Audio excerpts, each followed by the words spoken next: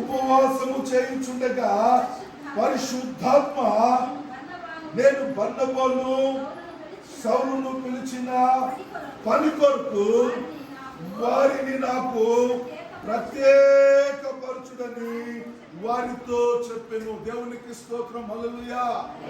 దేవుడు ఈ ఉదయకాల సమయంలో మాట్లాడుతున్నాడు, నేను నిన్ను ప్రత్యేకపరిచాను.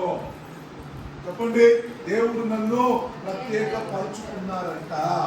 చెప్పండి మిమ్మల్ని మీకే, దేవుడు నన్ను ప్రత్యేకపరచుకున్నాడు. వాటి భాగ్యం ఏంటో తెలుసా?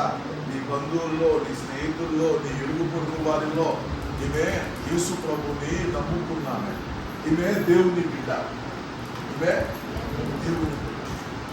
దేవుడి బిడ్డ అయిపోయిందంట.